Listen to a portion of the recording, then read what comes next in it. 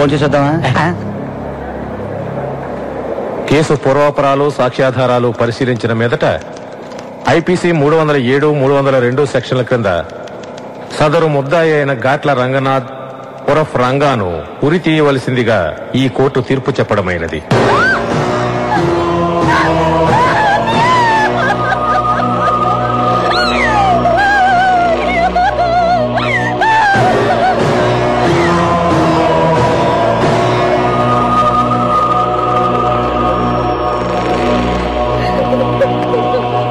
ఎన్నిసార్లు చెప్పాను నన్ను ఫారిన్ పంపించు అని, విన్నావా? పెళ్ళం పిల్లల్ని చూసుకో, నీ సంగతి నేను చూసుకుంటానన్నావు. ఇప్పుడు ఏమైంది? దాన్ని శాశ్వతంగా వదిలేసి వెళ్ళిపోతున్నాను. చూసుకో, నీ చెల్లెల్ని నువ్వే చూసుకో. ఇక దానికి ఎవరున్నారు?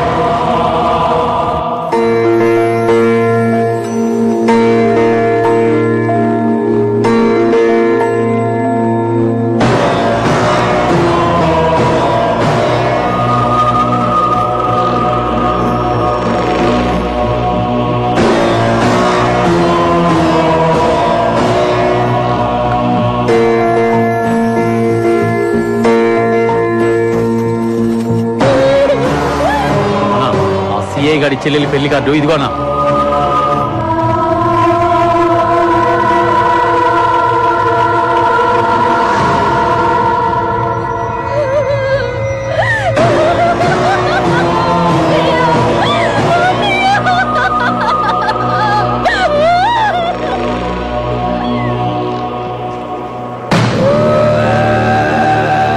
నా చెల్లిని విధవం చేసి వాడి చెల్లికి పెళ్లి ఏర్పాట్లు చేస్తాడా? వాడి చెల్లి మెళ్ళో తాలి పడగానే దాని మొగుణ్ణి లేపేసి ఆ సీఏ ఆ చిన్నగాడి చెల్లిని ముండమోయిస్తాను. ఒక చెల్లికి ఇలాంటి పరిస్థితి వస్తే ఒక అన్న ఎంత కుమిలిపోతాడో వాళ్ళకి తెలిసేలా చేస్తాను.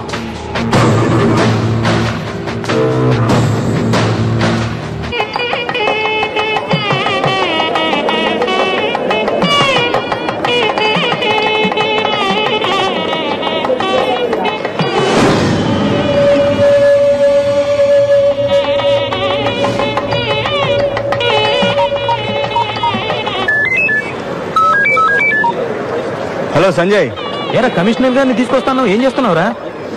టైం ఉంది కదా అని గిఫ్ట్ కొనడానికి వచ్చాను రా. ఇక్కడి నుంచి కమిషనర్ ఆఫీస్కి వెళ్ళి ఆయన తీసుకొస్తాను. ఓకే సర్లే, త్వరగా రా. నన్ను మీరు కమిషనర్ ఆఫీస్ దగ్గర దింపేసి వెళ్ళి తర్వాత నేను పెళ్లి చూసుకుని అక్కడి నుంచి.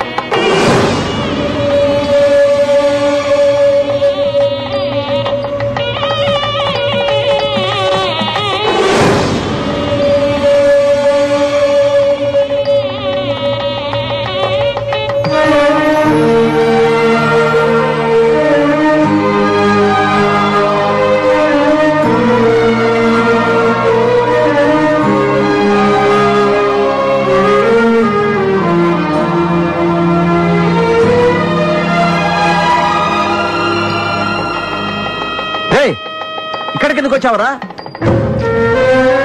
చెల్లి పెళ్లిగా తాతయ్య చూసి వెళ్ళిపోతాను. శుభమాన్ నా కూతురు పెళ్లి జరుగుతుంటే నువ్వెందుకు ఇక్కడికి వచ్చావు? వెళ్ళిపోరా. దూరంగానే నిలబడి చూసి వెళ్తాను నాన్న, కాదనుకో. హలో, ఇది నా పెళ్లి. నీలాంటి వాళ్ళకి ఇక్కడ రావడం నాకు ఇష్టం లేదు. వెళ్ళు. ఎక్కడికంటే అక్కడికి వచ్చి నన్ను ఎంతో బాధ పెట్టావు. కనీసం పెళ్లిని సంతోషంగా చేసుకుని నేను చూస్తేనే నాకు అసహ్యం. వెళ్ళిపో. సంజయ్, ముందు వీడిని బయటకు గంటేరా. ఏరా, నీకెన్నిసార్లు చెప్పిన బుద్ధి రాదా? బయటికి వెళ్ళు. ఇంకా నిలబడి చూస్తావేంట్రా? పద.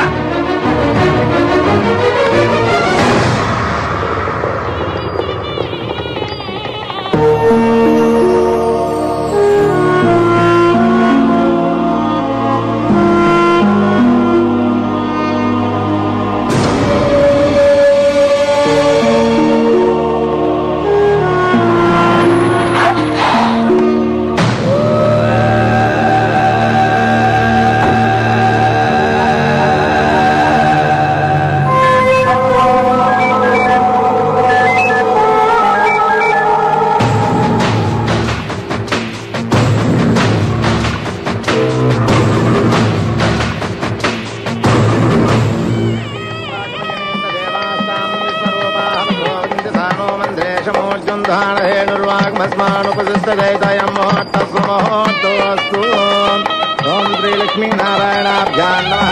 ఉమామహేశ్వర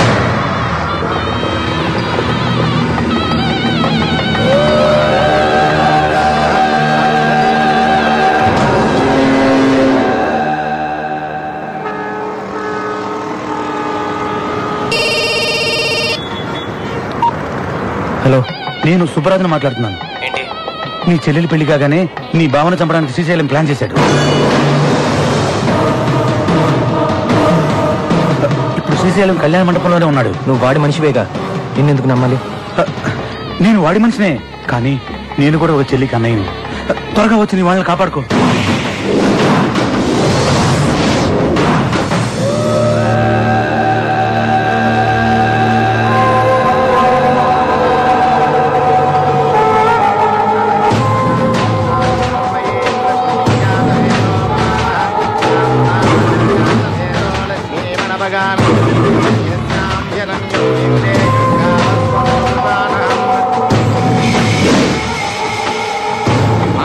కానివ్వండి.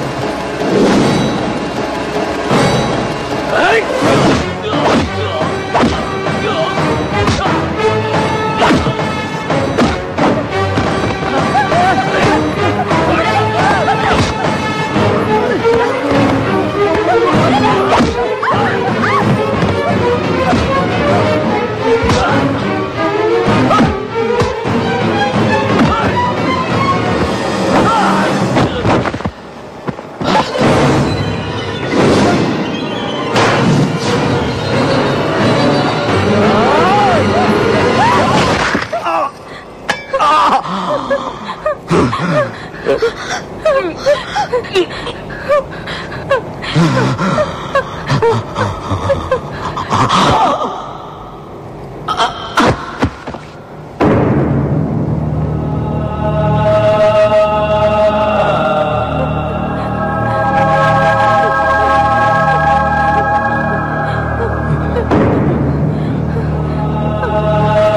పని చేసావమ్మా?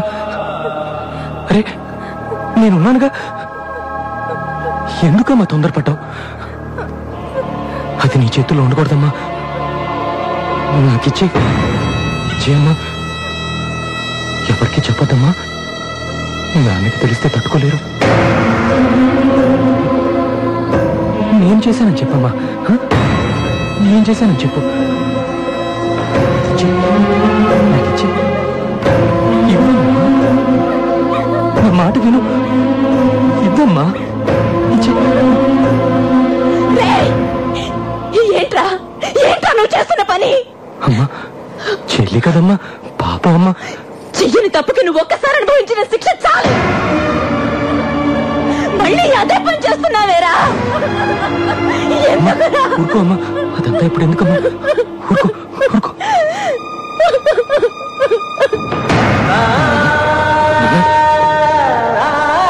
తెలియకుండా చేశాను నాన్న, తప్పిపోయినా నాన్న. తెలియకుండా చేశాను నాన్న.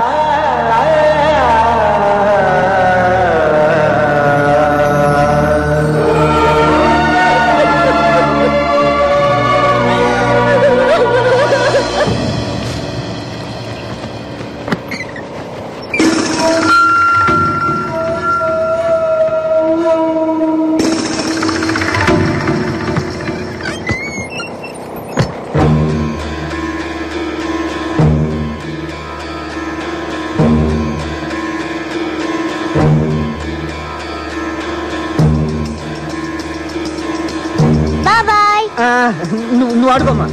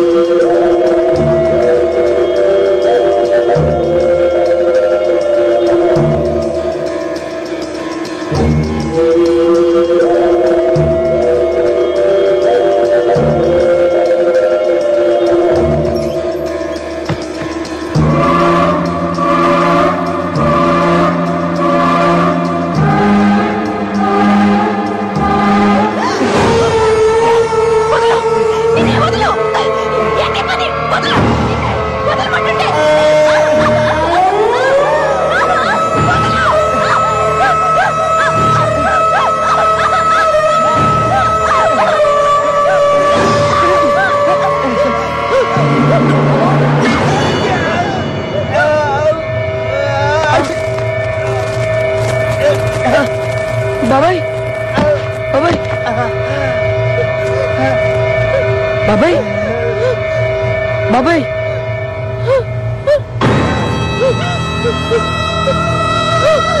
బాబాయ్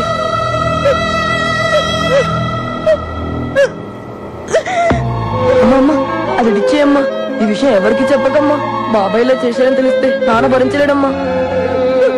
అమ్మా నువ్వు జైలుకి వెళ్తే అందరూ తప్పుగా అనుకుంటారమ్మా. అమ్మా అన్నేం చేశానని చెప్పమ్మా. అది ఇచ్చేయమ్మా, అది ఇచ్చేయమ్మా. అమ్మా ఇవ్వమ్మా, ఇవ్వమ్మా, ఇవ్వమ్మా.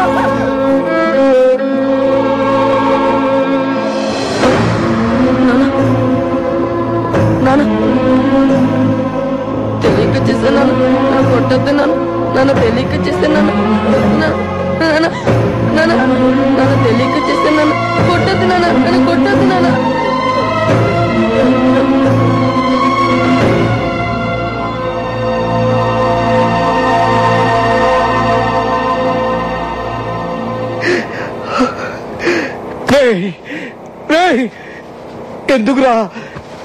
ఎందుకురా ఎవరెవరో చేసిన నేరాలని నీ ఎత్తి మీద వేసుకుంటున్నావు?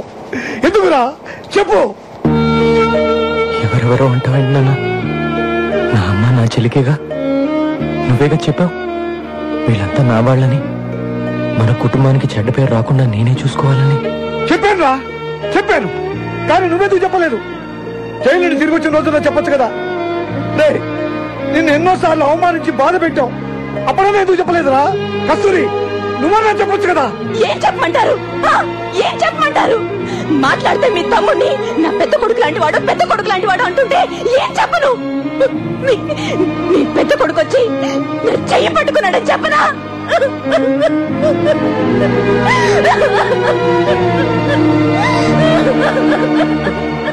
చాలురా, ఈ కుటుంబం కోసం నువ్వు ఎంతో త్యాగం చేశావు. అది చాలు. ఇక మీద నువ్వు సంతోషంగా ఉండాలిరా. కింద పడిరా. నా మాట విను. ఏం జరిగిందో తెలుస్తుంది. కింద పడిరా. మాట విను. నా మాట వద్దు. చెల్లి బావతో సంతోషంగా ఉండాలన్నా. ఇంత జరిగిన తర్వాత కూడా నేను మేము జైలుకు పంపిస్తే పాత పాపాత్ములు ఈ భూమి మీద ఉండరురా. ఆ దేవుడు కూడా మమ్మల్ని క్షమించడు రా. చెల్లి కోసమే కదా నాన్న. చిన్నప్పుడు నేను జైలుకి వెళ్ళినప్పుడు మీ కళ్ళల్లో ద్వేషం, అసహ్యం చూశాను. కానీ ఇప్పుడు ప్రేమ కన్నీళ్లు చూస్తున్నాను. ఇది నాకు చాలా నాన్న. నువ్వు బతికున్న వాళ్ళ పరువే కాదురా, చనిపోయిన వాడి పరువు కూడా కాపాడావురా.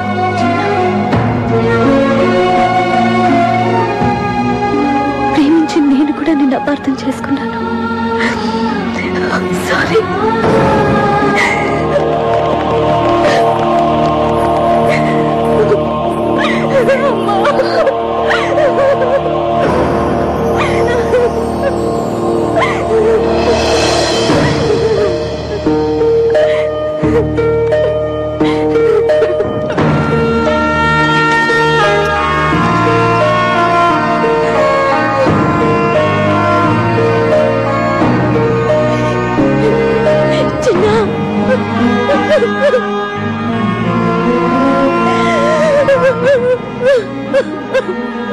చిన్న, ఇదంతా నా వల్లే.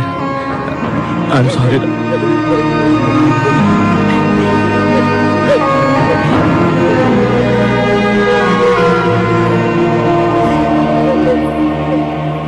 నాకు చిన్న ఆశ నాన్న. ఏంటో చెప్పరా. చిన్నప్పుడు నేను జైల్లో ఉన్నప్పుడు నన్ను చూస్తానికి మీరు ఎవ్వరు రాలేదుగా. అక్కడ వాళ్ళందరూ నేను అనాథ, నాకు ఎవరూ లేరని నేర్పించేవారు. కనీసం ఇప్పుడన్నా నన్ను చూస్తానికి ఒక్కసారన్నా వస్తారుగా. నేను వాళ్ళందరికీ నేను అనాథని కాను, నాకు అందరూ ఉన్నారని గర్వంగా చెప్పుకుంటాను. వస్తారుగా.